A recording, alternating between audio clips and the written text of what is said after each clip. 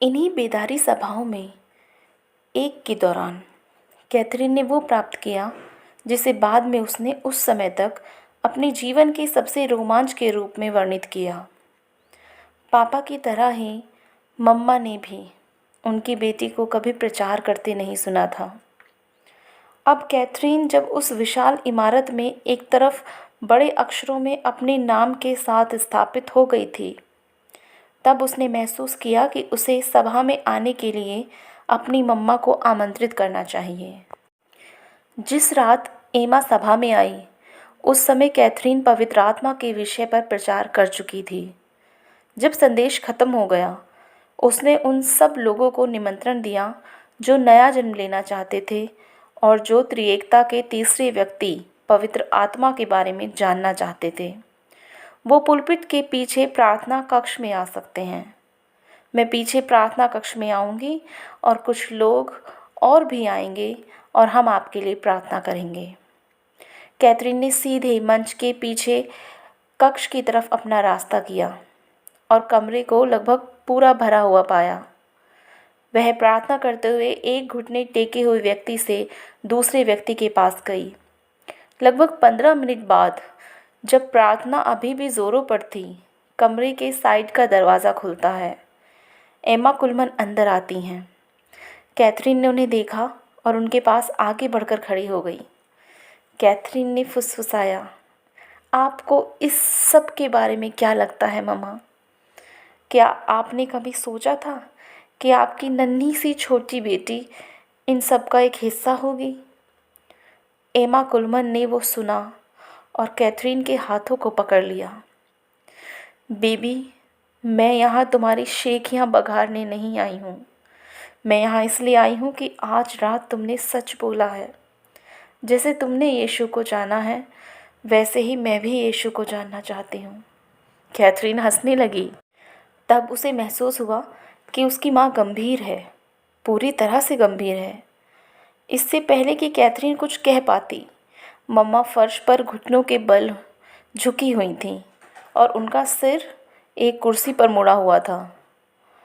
Catherine अब आंसुओं से भरी हुई अपनी मम्मा के पास पहुंची और मम्मा के सिर पर हाथ रख दिया। जिस पल कैथरीन की उंगलियों ने मम्मा को छुआ, मम्मा कांपने लगी और फिर रोने लगी।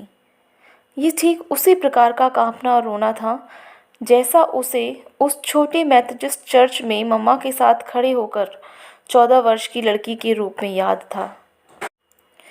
लेकिन इस बार कुछ नया था। मम्मा ने अपना सिर ऊपर उठाया और बोलने लगी, पहले धीरे धीरे और फिर बहुत तेज। लेकिन शब्द अंग्रेज़ी के नहीं थे। वो एक अनजान भाषा की घंटियों की आवाज़ की तरह स्पष्ट शब्द थे। कैथरीन उनके पास घुटनों के बल गिर गई और एक ही समय में वो रो भी रही थी और हंस भी रही थी। अपनी गहरी आवाज़ को अपनी मम्मा के साथ मिलाते हुए दोनों ने अपने अपने तरीक़ों से परमेश्वर की स्तुति की। जब एमा ने अपनी आंखों को खोला तो उसने कैथरीन को कसकर पकड़ लिया। यह पहली बार था जब कैथरीन को अपनी माँ के द्वारा गले लगाया जाना याद था। मम्मा रोईं, कैथरीन प्रचार करो कि जैसे मैंने प्राप्त किया है वैसे दूसरे भी प्राप्त करें। प्रचार करो और कभी मत रुको। कैथरीन ने कहा। उस अनुभव के बाद मम्मा 3 दिन और 2 रातें सो नहीं पाईं। उन पर प्रभु का आनंद इतना महान था। वो अब एक नई व्यक्ति बन गई थी। उनसे परमेश्वर का प्रेम निकल रहा था। परमेश्वर के आनंद और प्यार ने उन्हें उमड़ता हुआ भर दिया था। वह कॉनकॉर्डिया लौट गईं और बाकी शेष जीवन पवित्र आत्मा के साथ एक अद्भुत और बहुत मधुर मेल उनके पास था।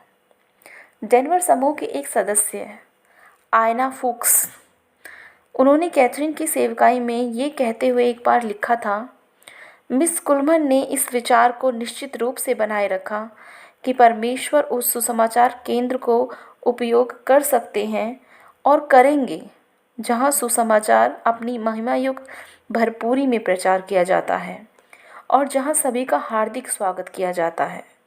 जबकि बहुत से लोगों के धार्मिक जीवन के लिए चर्च की सदस्यता एक महत्वपूर्ण हिस्सा थी। वो महसूस करती थी कि वहीं हज़ारों लोग ऐसे भी हैं जो किसी चर्च से प्रमाणित नहीं हैं और आगे होंगे भी नहीं। बहुत सी अन्य कलीसियाओं के सदस्य इस तंबू में आने का अवसर पाते जब उनकी गृह कलीसियाओं में कोई सेवा नहीं होती थी, जैसे कि सोमवार रात को छोड़कर सप्ताह की हर रात को इस तंबू में सेवाएं होती थीं। वो लोग जो कभी चर्च नहीं गए थे यहाँ पूरी तरह से स्वागत महसूस करते थे, पूरी तरह से सेवाओं का आनंद लेते थे, क्योंकि उन्हें यीशु के साथ शामिल होने के अलावा और कुछ भी करने के लिए नहीं कहा जाता था। तंबू का एकमात्र कार्य आत्माओं का उद्धार और सेवाओं में भाग लेने वालों के आध्यात्मिक अनुभवों को गहरा करना था। हालांकि सेवकाई ने तेजी से इसके आगे भी विस्तार किया। एक संडे स्कूल शुरू हुआ। 3 बसें बाहरी जिलों से बच्चों को लेकर आईं। 12 वर्ष से कम उम्र के बच्चों के लिए रविवार को एक बच्चों का चर्च विकसित किया गया। बहुत से लोग बाहरी सेवकाई जैसे समूहों के साथ कारागारों, जेलों में जाना, सुधारक संस्थानों, पुराने लोगों के घरों में जाने की सेवकाई में शामिल हो गए।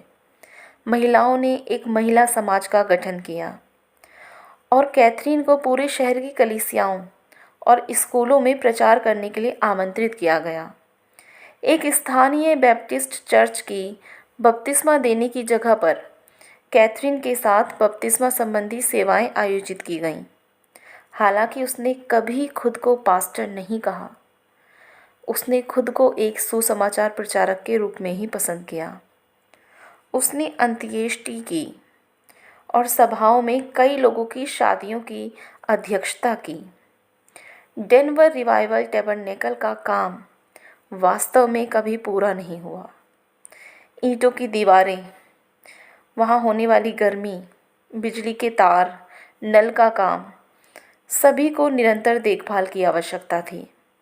सप्ताह के दौरान वो पुरुष जिनके पास नौकरी नहीं थी तंबू के कार्य दलों में यहाँ दिखाई देते थे। कैथरीन और हेलेन के साथ अगुवाई करने वाली स्त्रियां खाना लाती थीं और पूरे दिन के बाद जो खाना बच जाता था उस खाने को वो आदमी घर ले जाते थे जिनके पास खाने के लिए पैसे नहीं थे। मिलने वाले पास्टर आते और प्राय महीनों तक ठहरते थे। सेवाओं की एक श्रृंखला के लिए विल्बर नेल्सन कैलिफोर्निया से आए।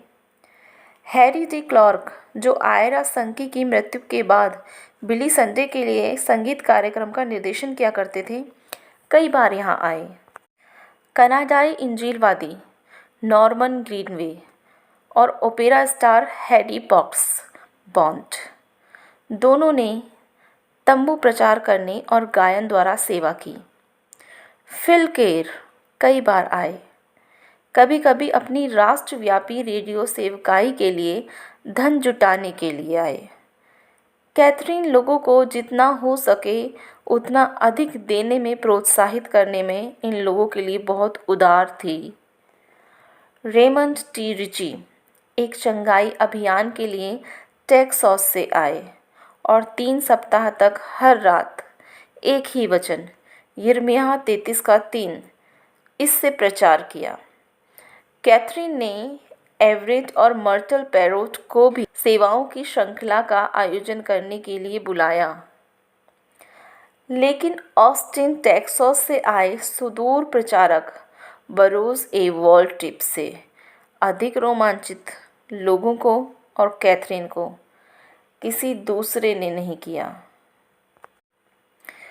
कोई नहीं सोच सकता था कि जब पहली बार वो 1937 की शुरुआत में तंबू में प्रचार करने आया तो 18 महीने से कम समय में ही वह वो व्यक्ति बन जाएगा जिसके माध्यम से दुनिया की सबसे होनहार इंजीलवादी युवती की सेवकाई का कार्य ही बर्बाद हो जाएगा।